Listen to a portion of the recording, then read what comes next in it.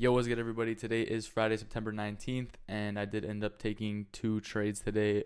One of them losing, one of them winning, giving me $171 across three accounts, which is just over $500. Yeah, I'm going to be basically going over the loser and the winner. I'm 3-0 now this week as far as winning and losing days. I've had 0 losing days, and I've had 3 winning days, so that's pretty good.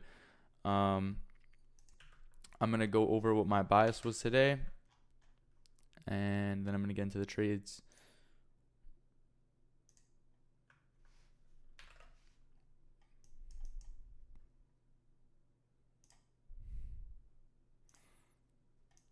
All right, so if I put the 8 a.m. candle in right there, you can basically see from hourly time frame, from 4 hour, there really was no fair value gaps to deliver from, or that we were delivering from.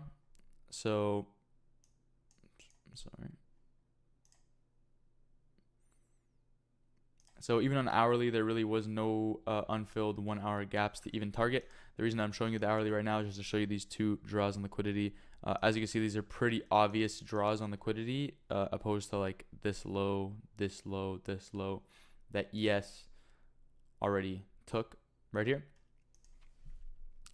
So very low chance that we're going to go for those when we have these two stacked highs as a very, very, very easy target. If you go down to a 15-minute, I don't think it's here yet, but let me just fast forward a bit. All right, so that's the 9 a.m. 15-minute candle. As you can see, we make this fair value gap. Then that's the 9:30. So as you can see, this 15-minute fair value gap was respected. If we go down to a 1 minute, although we went below it, if you check the 15-minute, we obviously did not close to invert it on the 15-minute. So as you can see, on the 1 minute, we were clearly respecting. On the 5 minute, we had created this bearish fair value gap and we were inverting it. So this was my play that I was trying to go for. My take profit was here. So yeah, this is basically what I was trying to go for. What did end up happening is the 5 minute did close. I did enter.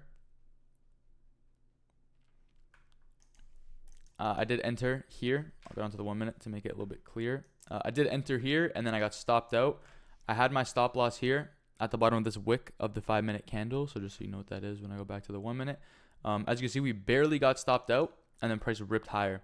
So what I actually ended up doing was re-entering because, I mean, I knew this idea was still very, very valid. And that was the problem with my stop loss placement. I should have used the whole wick. The reason I didn't is because if you see in this 5 minute candle, if you look at the wick, we were up here. So the way I was kind of framing the entry for this trade was that we entered somewhere up here. And in which case, if we were entering up here, it would make total sense to have the stop there.